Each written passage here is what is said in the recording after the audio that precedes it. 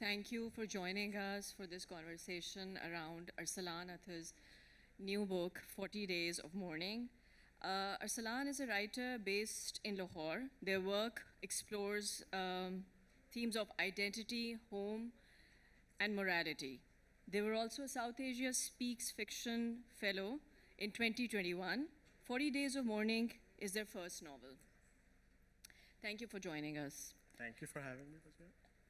Arsalan, for me, what really makes this book stand out is the fact that it's how brilliantly it shows women living through history resiliently and quietly. When history tends to, more often, very often, history tends to erase women or it ignores women. But we're going to talk about that, all of that. I want to first start with the cover. What went into this, the thought process? I want to know all about it because it's a beautiful cover. It's a lovely cover.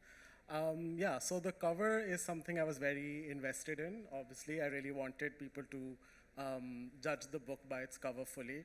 And when I approached the artist who's behind this, which is Mushba Saeed in Karachi, I essentially just sent her a massive document and said that these are the covers I like, these are the covers that fit the theme, this is what the themes of the book are. So work something out from there. So we had a few options. One was kind of like more of an architectural direction, one was more of a thematic direction, and one was more of a character base, so based off of Salima and her life. And I really liked the eyes and the way that it kind of triples down into the necklace. And then we spent a very, very long amount of time finalizing the eyes. And we looked into all of the popular eyes of South Asia. And we had them in I have a weird document with just close-ups of eyes on my computer. And from there we decided one that then we picked, and that's the eyes you're kind of seeing today. It also reminds me of the Great Gatsby cover, by the way. Yes. I think I mentioned it to you earlier. So you dedicate this book to all those who could never go home again. I find that line very moving. And I wanted to talk to you a little bit about what home means to you, considering that you write about Hyderabad, a place that, I mean, extensively, a place that you have never been to, but it seems that you're very, that you are connected to it very deeply. And you've also written about home in Sabah Kareem's anthology, recent anthology. So if you could tell us a little bit about that. So I think for me, growing up, because I grew up in Dubai and when I moved back, the question of what home is became very relevant. In our family, we've kind of been raised to kind of agnostic of the smaller identities. We're just kind of focusing कि अच्छा we are Pakistani, and that's the main one that matters. But then in sort of coming back to Pakistan, you realize that all of those other identities matter a lot more than just the overall one. And my father's family is from Hyderabad, my mother's family is from Punjab. So I had to understand what those terms meant outside of just the words and the geography, because I didn't have an understanding of what it meant. Okay, what does it mean to me from Hyderabad? What does it mean to be from Punjab? So that was kind of the question that kind of came up. Now, of course, within the Punjabi side of my family, things are very well documented. There are lots of artifacts to kind of look back on, stories are kind of repeated, but there are lots of gaps when it comes to my father's side of the family. Not a lot of people spoke about Hyderabad. It's just the fact that we are Hyderabadi, and that is kind of celebrated through food, that is celebrated through, the clothes that everyone wore and the way that everyone spoke, but it wasn't really celebrated beyond that in terms of a place or what it kind of looks like. So I think that that gap in the story became kind of an obsession, maybe an unhealthy one, I don't know. But that kind of, I wanted to sort of poke at that and see what does that mean, and what are the things that kind of come up from there. But definitely not unhealthy, because it gave us this, it's given course, us this, yes. all kinds of obsession. So you said the story just before Operation Polo, when Hyderabad was about to be annexed by India. What made you decide that this is the time and the period that you're going to talk about, and that you're going to set your story in? Yes. So yeah, I think I'll go back into a little bit of my own history here as well. Yeah. When I moved back and I came back for university, one of our tasks for a class was to write a personal history paper. And what that meant was writing about personal history. And in that time, I kind of found out that there was a period of independence that Hyderabad had, which I did not know about at all, and not something that's discussed ever. And if you consider the fact that my grandparents were most definitely survivors of that event, that their siblings were also survivors of that event, that I am directly related to people who lived through the Indian annexation of Hyderabad, and then for me to not know about it was kind of jarring. Obviously, with partition, also families don't talk about it. Lekin, it's a documented fact in Pakistan. That's our defining moment of nationhood.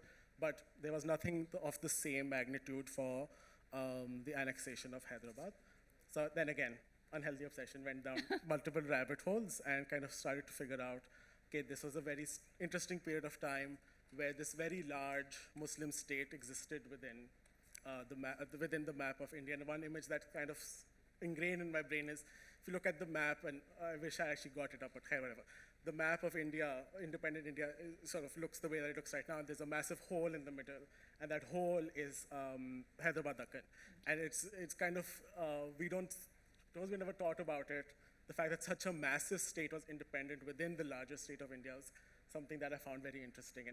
And then also contending that with the fact that the most I knew about Hyderabad was that the Nizam of Hyderabad was the wealthiest man of the time. Uske alawa, I really didn't know much, so that's, not much was discussed. So kind of understanding why was that independence given, who fought for that independence, and why did it kind of crumble, sort of became the main things I wanted to explore. So yeah, that's kind of where that came from. And obviously that 1 year of independence within a larger context of independence was interesting. How were people in Hyderabad feeling about it? Was there a sense of it ending, or was it a sense of, okay, we're independent, full stop, we'll never be part of India? What were the feelings of the time? And that's kind of where that setting came in, because it was an interesting setting. It was a setting I'd never read before, historically, fiction, whatever. And that's kind of where that kind of came from. Yeah, I was actually thinking about that. The Hyderabad that you write about is trying to stay independent, right? And everything around it is falling apart. Yes. Do you see any parallels between that world, that Hyderabad, and the world that we're living in today, right now? I definitely do, which is why I kind of do dedicate the beginning of the book to everyone who could not return home. Because I think we're seeing right now with Palestine, with so many other conflicts, that there are places in the world that are being taken over, where people are being told, you can't live here anymore. We've taken over. And then, obviously Palestine's kind of the very end of that spectrum, and is very extreme in that sense. But kind of Hyderabad represents that, where it wanted its own identity, it wanted its own culture to stay alive, and the larger state around it could not tolerate that, and it kind of took over. I mean, same thing for Pakistan. Pakistan has also done this, not to say that India is particularly evil in this, but the fact that it was such a large area that it took over is kind of the more, the more jarring thing to kind of think about. Okay, that kind of happened in that way. Right. Okay, let's talk about the book a little bit. I particularly like the opening of the book. I mean, the way you have vividly described everything, the light, the sounds, and even the weight of the air. How did you capture all of that? I mean, was it research or memory, or I mean, not memory, of course, research? I mean, what was it? It was a lot of research. I think I spent a lot of time researching that time period, what it looked like, what the houses looked like, what the streets looked like, trying to look down like as many archives as possible, and finding the information that I needed. That meant looking at maps of Hyderabad, how is the city divided, and then and then also using imagination to sort of make things as convenient as possible, right? Because there are lots of things that research and archives don't give you, so you had to fill those gaps in yourself and kind of make those imaginary. This is the work of fiction, right? You have the foundation of the history, And then beyond that, there are things that then I've made as sort of imagined. So there are some things I would say, if you were to look at the official narrative, or not the narrative, but the official timeline of events of Operation Polo, as in when India annexed, there are some things that maybe aren't exactly the same, but that it becomes irrelevant because this is also fiction based off of the historical event itself. But this is historical fiction? This is would you- historical Yeah, fiction, yeah, right. But going back to your question, it's about really figuring out what those places looked like, what the people looked like, and then also reading a lot of other historical fiction and figuring out how people talked about place and location there, and trying to emulate that within sort of like a Desi context, right? And then there are some things you could sort of fathom as kind of true, like Mughal architecture and kind of the Nizami architecture of the time were not as different as we imagined it. It was kind of similar. You have the similar arches, similar concept of high ceilings, checkered floors, all those things. So you're able to sort of take things from cross-cultural events and tie them together.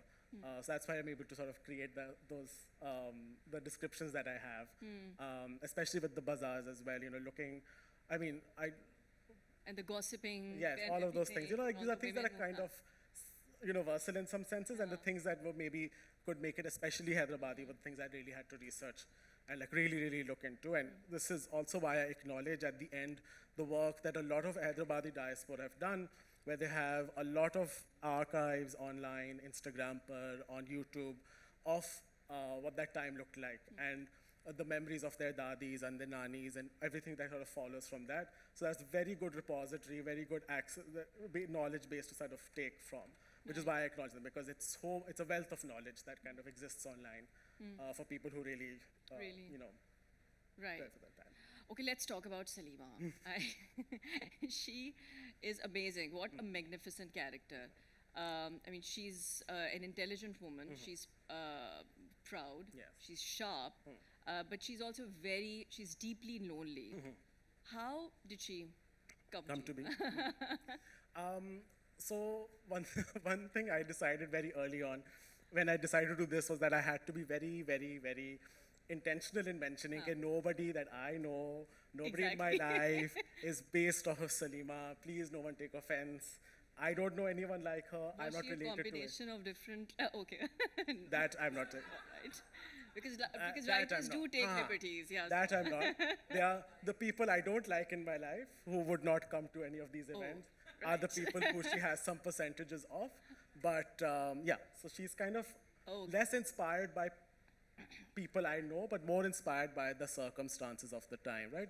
She is somebody who is at the first instant very privileged, but at the same time, she's someone who lacks a lot of knowledge. She's kept away from big decisions. She does not know the future of her home. She does not know the future of her family, but she's trying desperately, to gain control, to gain power, and to sort of have companionship in the way that she wants it, not in the Right. way that life has given it to her. And so within that, then you kind of get a character who is a Right. little bitter, a little selfish, but also has moments of being loving towards other people, but those are rare. Yeah. And that brings me to my next question. When we meet her in the Yes. beginning, she is trapped in this loveless marriage, Yes. and she's having an affair, which it almost sounds like a rebellion against her life and how her life turned out to Yes. be. So, were you trying to explore love as an act of defiance? I think I wouldn't say that that's where it started from. I think it was mainly about creating a character who was trying to make the best of the situation that she was handed. Life dealt her a certain hand of cards. She did not like it. She's trying to exchange things and see how she can make things better. So that's where it started from. But then as you kind of added more things around it, yes, then you're saying, okay, she hasn't accepted life in any way. She rebels against life in multiple ways, be it with the daughter she technically adopts from the daughter she has, Yeah. from her mother, her father, her husband. So she kind of has moments where she's rebelling against everyone in that one relationship she has outside of her marriage. She's rebelling against all of those relationships, not just her marital one, but every relationship when she does that. And that is her way of gaining power.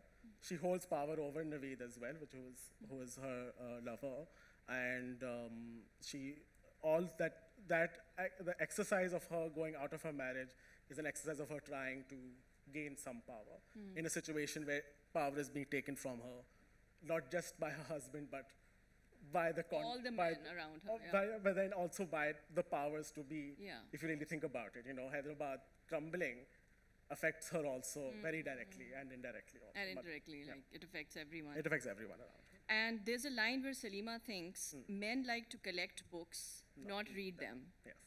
Was that your way of letting her speak back to the people or the society that confines? So I would thank you, Vijaya, for attaching a lot of meaning to this line. Yeah, it's really nice. I really liked it. One of my favorite lines. But the reason why I particularly thank you for it is when I wrote the book the first time, I wrote it in first person, which everyone asked me why I did that. I have no answer.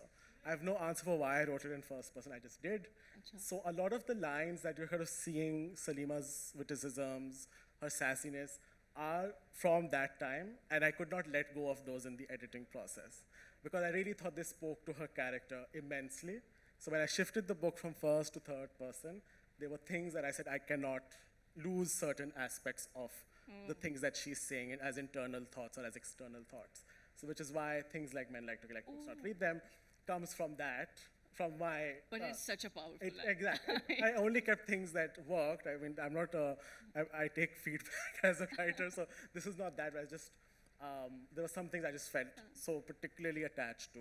And there are lots of things that, of course, have been lost in the edit too, but these kinds of lines that you have throughout the book, Right. where Salima's thinking about certain things, they come from that first-person narrative where the book started. Right. And they carry forward into this as the third-person narrative. And this book is not only about Salima, it's about so many other women who, who surround her, like her maid, Ruqayya, her relationship with her daughters, which is strained, of course. And you write from a very feminine perspective, right? It's like, and how difficult was it? Or how was it to write from this perspective and to inhabit that inner world, basically? It was a lot of reading. I think that's the biggest thing. I had to read a lot. I had to read extensively, not just partition fiction, but fiction about other women writing about motherhood, other women writing about loss, to understand that perspective as well as that I could, because obviously it's not my lived experience. So it is about reading as extensively as possible, and then also seeing what other men have done wrong in writing women, right? I think that's also a big lesson, right? If you talk about physicality, if you talk about all those things that kind of are stereotypes, and that became a clear, okay, no-go of this area. But then everything else in terms of emotionality, in terms of relationships, in terms of connections, that I kind of had to fill those gaps in, either through other partition novels or through other general historical or general novels as well.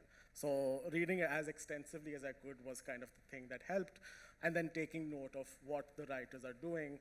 I mean, I kind of use those books as textbooks, honestly, figuring out where is that perspective coming from, how is that perspective making me feel, and what I need to take from it into this, essentially. And then the other thing is also, I had to be very firm and decide who Salima is. When I joined South Asia Speaks, the first thing my mentor said to me was, don't write anything. I want you to spend a month, 2 months figuring out who Salima is. I want you to embody her, not as and she said, don't write anything, nothing. If I ask you a question about her as an interview, you should be able to answer as her as well. So that meant I had to really think about who is she, what is her worldview, what are her relationships like, why does she do a certain thing, and create, for lack of a better word, a very in-depth character sketch of her for me to really understand who this person is. So I really had spent a lot of time to fully understand who she is, and then sort of work within those confounds. And this was back in 2021. Yes. I mean, you had it in your mind that you were going to write about Salima. Yeah. I mean, you had. So in that 2021, yes. Before that, there was a version of this book which was really not good, and it was a much different book. Salima was older. Right. And a lot of the book was told in flashback. Flashback is yeah. It was written like that. So then when I kind of made her a bit younger, made it more present, then that really helped me write it out a bit better. And then I could easily construct the box or the general confounds that she would live in and who she would be in that sense. Right. So, Arsalan, you also talk about inheritance, the concept of inheritance. For example, this Salima inherits that Kali Pot necklace from the first wife. Do you see mourning, in some sense, do you see mourning as a form of inheritance as well? Salima spends her life expecting things. She's grown up in a very opulent way, right? And as she's grown up and lost people, she's expected things to come to her, be it her power, be it material things, be it immaterial things. But each time, life has held things back from her, which is what amplifies her mourning throughout, which is why she's always kind of in a state of mourning in the book also. So in a lot of ways, she attaches inheritance or sort of getting something out of that feeling of loss, feeling of death, but she never does. So that kind of extends her feeling of mourning because she isn't getting the material things that she's hoping for. What you sort of refer as the Kali Pot, right? Like, I mentioned that because, in Hyderabadi culture, that's something that's given to a wife at the time of marriage, but Salima is not given this. And obviously, when you read the book, you realize the marriage is not a perfect one as she steps into it. So that is her initial mourning, because she's not given the thing that she was expecting, and she gets it from someone who's passed away at the point of their death. And So- it's supposedly very significant, basically, Yes. this thing. Yes, this is very significant. So, I mean, you kind of compare it directly to what Hindus wear as Mangal Sutra, so it's this direct comparison that way. So, throughout life, she's been expecting things. Life, knocks her down, and she has to deal with her new circumstances, but she actually doesn't. She always, tries to move ahead, but things eventually catch up with her, sadly. Right. So let's talk about language a little bit. You write about Dakhani, right? With a lot of reverence, and you make a conscious choice to not italicize Dakhani and Urdu words. So I was listening to this podcast by this Jamaican writer, Marlon James, where he mentions that writers from the post-colonial states, what they should do is that they should take ownership of English as language. They should make it their own, and they should shape it to the culture or to the form of the culture that they're living in. What do you see any resemblance between that idea and what you were trying to do with your writing? Yeah, I think that kind of conversation of italicizing words in another language have been kind of top of mind, at least for the past, 5, 10-ish years, where italicizing has become a very, very frequent phenomenon, where to the point where it's actually made fun of online, right? Where chai is italicized, dal is italicized, blah, blah, blah. So I've always had a problem with it, because I don't like the fact that you have to explain things when Google exists. If the thing exists, just, Google it and you'll find out. Or just sort of let the meaning reveal itself to you. Oftentimes, the meaning often just, reveals itself to you. So that is the conscious choice, as I do not want to italicize the words, because also it kind of creates, visually speaking up, you're reading a paragraph and a line is italicized. It sort of breaks the experience, at least for me. So I didn't want that for my book. I didn't want that for the story. So I kept it the same throughout. And it was, I definitely agree with what Marlon James said, right? Like, it's about owning the language, it's about owning it throughout. And I often think about when I grew up, I think Pakistan mainly at the O levels, correct me if I'm wrong, English is offered as a second language. It is. In Dubai, it was offered as a first language. I think it has changed now. I don't know, I'm not sure, but yes. But the fact that all of us in that school, all of us were Desi, and we accepted the fact that English was being taught to us as a first language, when our first language is technically our mother tongue, right? It's Urdu, it's Hindi, whatever. It's all these other languages. We were taught English as the first language. So we were given that ownership also, technically by the institution of English. So we've grown up learning it. I'm speaking it right now, you're speaking it, I've written in it. I own it as much as a person who's born into English is. So why not use it directly in that way? Especially given now with technology, most of us type Urdu in English also, which is a separate conversation on whether that's right or wrong. But we've owned it in a lot of ways, so why not own it, when it comes to literature and what we're writing? And I think dialogues just work better that way. And I don't explain anything, but, which I'll ask you if that was maybe a difficult experience for you to read that, but I don't explain any of those things, right? And I would hope that the meaning of things. Yeah, that is how it should be. Yeah. And I particularly found your dialogue and the expression, I mean, the phrases, they were very, very moving, very flowy, amazing. Did you find the voice of the book through the language or the characters? Like, the expression, the phrases, No, I the found it. adabs and everything. Yeah, no, the language definitely. The language built the tone. Because, what we sort of think, a lot of people see the Urdu that's spoken in Hyderabad as a dialect, but people there see it as a language onto itself, and I kind of explained that in the beginning. Because over here we speak Urdu as sort of Urdu as it's meant to be, this kind of Persian, Hindi mixed language. But because Hyderabad is so much down on the continent, the Urdu there is highly influenced by Tamil, Telugu, Kannada, all of the languages around it. So the Urdu that's spoken there has that influence throughout. It's spoken with that. If you ever hear a South Indian person speaking in their language, the tone of language is different than the tone of Urdu, right? Urdu kind of flows more better. Well, not better, sorry, that's not right. But it flows in a different way, more lyrically. But the languages of the South have a different rhythm to it. And that rhythm is what is carried forward in the way Dakhni or Urdu that is spoken in Hyderabad is. So it was important to capture that tone entirely, because that built the character of Salima as best as possible to make it as realistic as possible. But the other thing is also, it is such a distinctive culture onto itself, that culture also had to be given the right dues. It had to be given the right respect. And I could not just say it's an Urdu-speaking culture, because that's not what it is. It's a very different culture onto itself. So I had to be very careful when I was writing that out to sort of make sure it's covered, and that tonality is covered throughout. The sensibilities are covered throughout.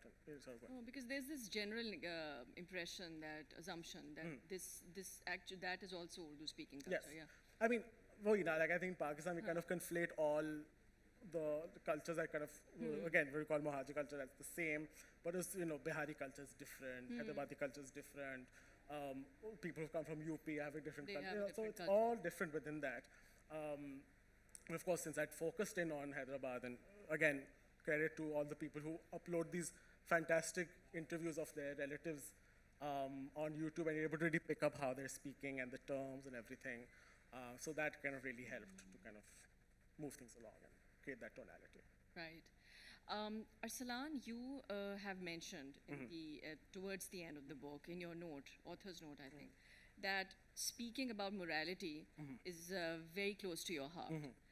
Now, in this specific book, we see that no one is specifically right or wrong. People are making decisions based on their circumstances. So was that a deliberate thing that to explore morality as a product of your circumstance? Yes. I was very intentional in making all characters of the book, once you read the book, you will not have a concrete final view on anyone. Right. That's what I wanted. That's very intentional on my part. Nobody is specifically likable or unlikable. Yes. It's like, Salima especially is obviously very complex. Very complex. But everyone else, her husband, her maid, her dog, everyone is on the spectrum of likable, unlikable. And the hope is that with each page that changes.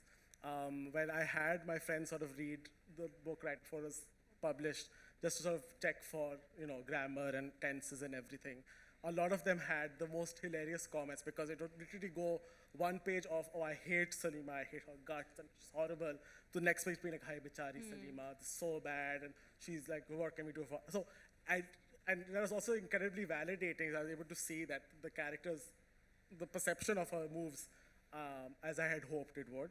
So yes, the main tool through which I was exploring that was through morality. Everyone is making moral, immoral decisions. There is an overarching, which still exists, overarching culture, everything should be moral, but obviously not everything is moral. So playing around with that And of course, Salima is the most extreme example, right? She goes outside of her marriage. She is immediately an immoral person by anyone's reading. But once you understand her reasons for it, you kind of move towards. It's a layered personality. Yes. I mean, she has gone through so much Gone in through so life. much. Yeah. So you kind of understand why she's done this extremely immoral thing, but you kind of still, that assumption of immorality still exists. So she's obviously still in that spectrum of being unlikable, but I think it changes. And yeah, I would love to know as people read the book how they feel about her and how they. And about the title. I mean, of course, once you've read the book, you know what 40 Days of Mourning is all about. Yes. But for the people who haven't read the book, what did the title mean to you? If you could. Yeah, this is another product of original version versus the current version. Oh, okay. But it still carries, I feel, which is why I didn't change it, right? There's a particular death that happens in the book, and everything that follows that one death was supposed to happen within the 40 days. But when you sort of think about it mathematically and time to travel and all of those things, they realize that 40 days actually doesn't work. But regardless, Salima goes through multiple deaths in the book. There are literal deaths that happen, but there are multiple life deaths that happen with her. And with each one, she's sort of gone into this mourning that happens. And then at the end, you have a very visceral, mourning that happens as the city crumbles around her. So yeah, that's kind of where that came from. I wanted to root that within the very, cultural notion of 40 days. The 40 days of mourning, yeah. And kind of rooted within that. But yes, originally it was meant to be that one death would happen, and then within 40 days things would happen. But it made more sense to kind of explore each death that she kind of experiences, literal, metaphorical, and sort of take that forward and see how she explores those things and how each knock that she gets in life, how she deals with it, and what decisions she makes to keep going. Right. And if you were to revisit this world, would there be any thread or a character that you would want to take forward, or is it complete? The story is complete now. The story is pretty much complete now. I don't really see this extending beyond that because the ending, I really contested a lot with the ending. I changed it a bunch of times, but the ending that exists today is the ending I'm the most happiest with. Right. Yes. I really wanted. I first really, because it's such a moral, immoral tale, I really wanted the ending to be that moment of morality, but that was boring to write. That was just very boring to write because I'd spent all of this time writing this really fun kind of spectrum that I didn't enjoy. That kind of, having that kind of moral high ground. I was like, no, that's not what this is about. That's not what Salima's about. So I kind of, it's kind of neutral, I would say, the end. It's neither here or there. But yeah. But the story is complete. The story is complete. Fine with the ending. I'm fine with the end as it. I like the ending. Okay. It was amazing. So, I mean, finally, if you would like the readers to take one emotion or feeling home from 40 Days of Mourning, what would it be? Well, one thing, I mean, this is not to negate the question. I just feel like that's something that readers should answer. But I mean, because once it was out, I read it again after a while. And I think the emotion that sort of comes from it is, regret is not the emotion, but kind of contending with the loss, I think is the main thing, because this is like, let's say, one story of a very specific instance of partition. But how each life that existed back then, that went through this traumatic experience, what are the different things they sacrificed, what are the different things they left behind, and also kind of being active in terms of understanding the decisions people take around you, right? No one decision is as one-dimensional as we think it is. There are layers in everything. It is easy to judge Salima for having an affair. Very easy to do that. But if you open up to sort of understanding why she does it, then you have a different, nuanced, approach. And that applies, I think, to everyone, and it applies to people we might know in the past whose decisions we don't understand today. That applies to multiple things. So I think that's maybe one thing, just not seeing decisions as one-dimensional, sort of plainal decisions, but kind of nuanced. Because there's always a context. There's always a lot of context, always emotion, ups and downs. So yeah, that would be one emotion. I don't know if that's an emotion, but feeling. Yeah, a feeling. A feeling that, So I think we can now open the floor to the audience. You can raise your hands if you want to ask any questions, but please make it short so that we can hear from as many people as possible. Mike, And do we have any questions, by the way? there's one Okay. there.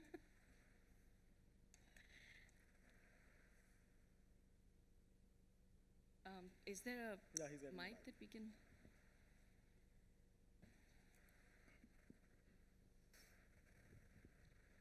Assalamu alaikum ji.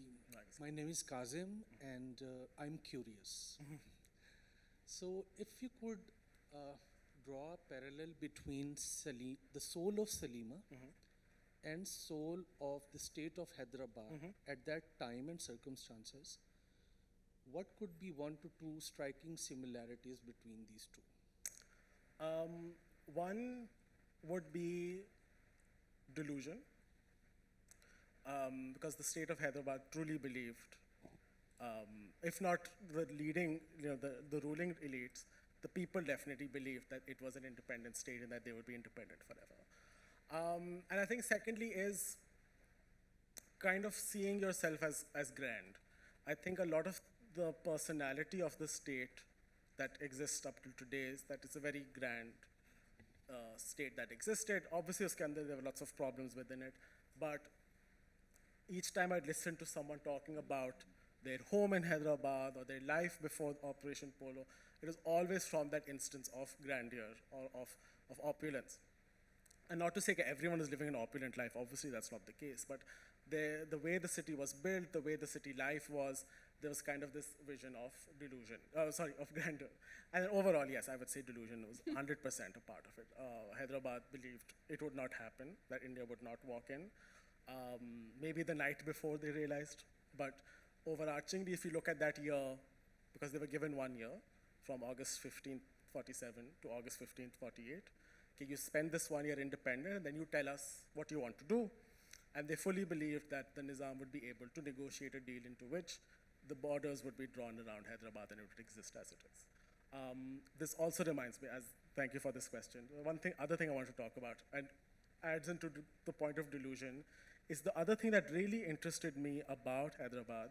Again, I don't, because it's fiction, I really can't explore it, but this person is mentioned a lot, is that the Nizam of Hyderabad, as the wealthiest person who happened to be Muslim, was that when the Ottoman Empire fell, he fully believed that he could become the next ruler. And the evidence of this is in the fact that he marries his son to the Ottoman ruler's daughter. So the Princess Dureshehvar, who is the Turkish Bahu of the Ottoman Empire, of the Nizam, that marriage existed because it was the belief of the Nizam that he could take over as the next ruler of the Muslim world.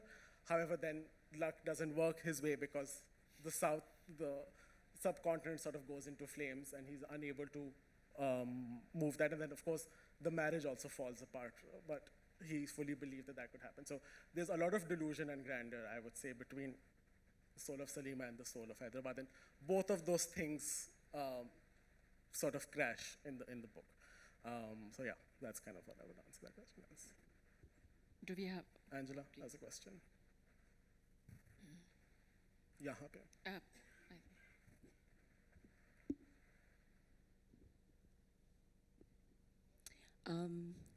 Thank you. This has been a joy to listen to, and I think particularly for me because I'm really enjoying reading historical fiction, particularly from the global south, and I think it's a genre that has a lot of potential, and that I hope that we invest a lot more into writing and into publishing.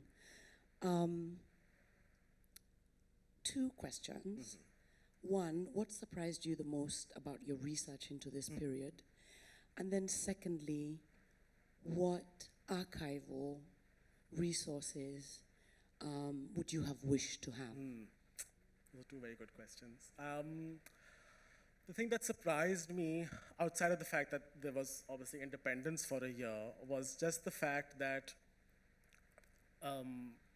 sort of when that marriage happened between the Ottoman ruler's daughter and the Nizam of Hyderabad's son, there was, she sort of moved in, the Princess Dulshawar moved in, and she really opened up society within Hyderabad, right? Hyderabad before was a society where burqa and parda was the main avenue through which women operated. And for her, as someone, as the ruler of the Muslim world's daughter, to come in and say, no parda, only girls will get educated free of cost by the state, was a massive deal and was the biggest cultural war that happened at the time, where people both loved her because she was this gorgeous Turkish woman, but they also immediately hated her because she stood against the values of the time. Salima is somebody who is a very big fan of Dureshawar as the princess, but Salima also recognizes that there are people who hated her. And this is a very big cultural war that happens within that moment, where this figure of sort of the person who comes from a very, the ruling family of the Muslim world is coming in and saying, no hijab even, actually. She does not cover her head. She comes in, she wears the sari, which is a hilarious image of this really tall Turkish woman wearing the sari, but she comes in and she liberates the society for women entirely. And to this day, there are all of the hospitals and schools that she erected stand with her name, even though India took over.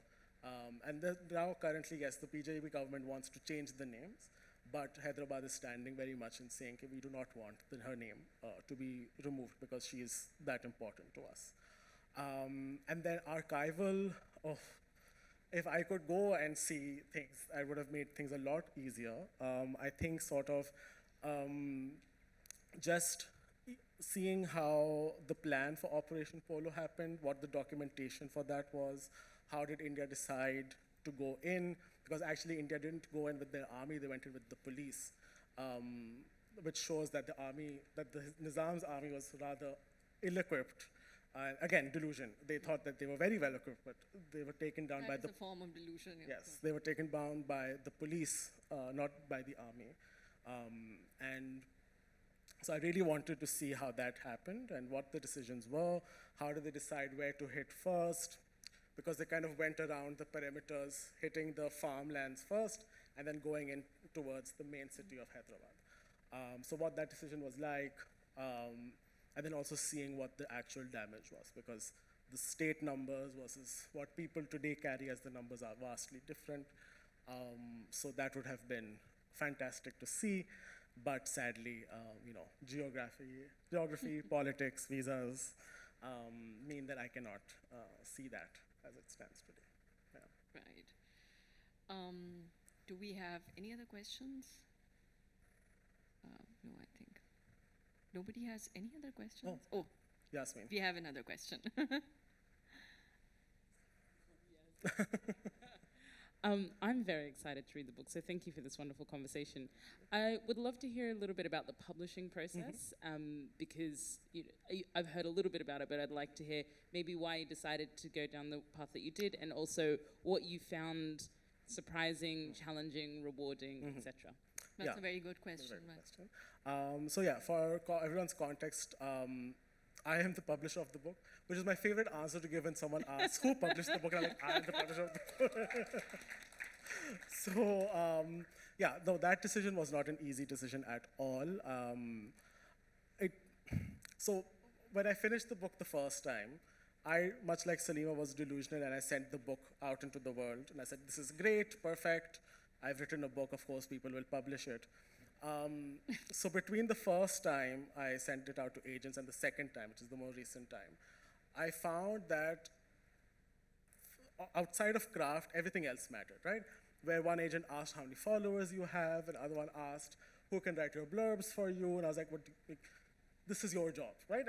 My job is just writing the book. Followers' question is just so irritating. Followers question really, yeah. Just I really thought of lying in that application, but I didn't. But there was all of these things, and then obviously it's such a deeply, it's a very deeply South Asian story, right? And if I was to publish this internationally, or go to the West first, because India is not the option we can go to because of our trade ban, I would have to explain everything. Each page would have to be explained. And that wasn't something I had the patience to do, which might not be the best, the right, authorly answer to give. I just did not have the patience to sit and explain to somebody what it meant.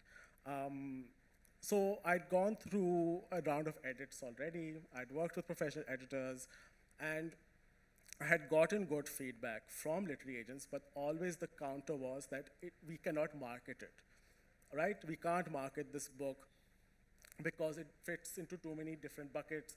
We want one nice package. We can say it's this one thing. So I was like, okay, I didn't feel right about saying this is only historical fiction, because it's not just historical fiction. It's written in a contemporary tone. It is deeply South Asian. It's both, like, it's all of these things. So I didn't feel comfortable putting it down into that one label. So then I kind of talked around. Raza, who organizes Indus Conclave, was also just like, why aren't you just publishing it yourself? This doesn't make sense. And then as I kind of went through the process of agenting and getting those rejections, I was like, actually, this might not be that bad a decision to take. So then I kind of did a bit of research as to what it would cost, what the legality of it would be, what the process looks like. And I'm grateful that I have a good community around me that is able to guide me through this process, so that I was able to kind of put it together. In terms of surprising, I think, I was blown away that the National Library of Pakistan was as supportive in the registration process. They were very easy to work with. The only downside was that I had to call them every day and tell them, where is my application? But the man was very sweet about it. And he was like, yeah, just like, one day he's like, yeah, just call me tomorrow at 12, I'll have your ISBN for you. I was like, fantastic. So he was very supportive, and I, shout out to Abdul Qadoos, the National Library of Pakistan. He's a very supportive man. But the other decisions were surprisingly complex. Paper was a surprisingly complex conversation. The cover, again, because I had the power to, have a certain image come through, I was very happy to kind of work with the artist, figure out the right eyes, figure out the right, where the tears would go. Even the outline as well is kind of inspired by different Hyderabadi buildings. Arches are done that way. So I was able to really assert that kind of A very intricate cover. the vision, that I wanted for it. And of course, Mishpa was very, good to work with as well, and she understood the vision as well. So we were able to work in that sense. So some things were surprisingly easy, and some things were surprisingly difficult. And I think it's just, I'm grateful that I had a good community around me, people who'd worked in publishing, who are publishing right now. And another thing is also that I had confidence in the work. I knew that if I did anything else to it, it would ruin it. So I just kind of went with that. But I have a question. Now you have a publishing company. Are you going to publish other writers' works First, as well? let's do this. This is the first book event for GR. Please, this is the first one. But no, that is the intention. That is the intention. But That is a very nice intention, actually. but this needs to sort of, Yeah, of course. First this one, then we'll talk. Do we have any other questions now? And I think we're done. So this book is, and everybody should get this book, by the way, it's not to be missed. It's available at the Last Word stall outside, and Arsalan will be there to sign the books. And thank you so much, Arsalan, for this amazing conversation. Thank you, everyone, for joining. Please get your books. Thank you.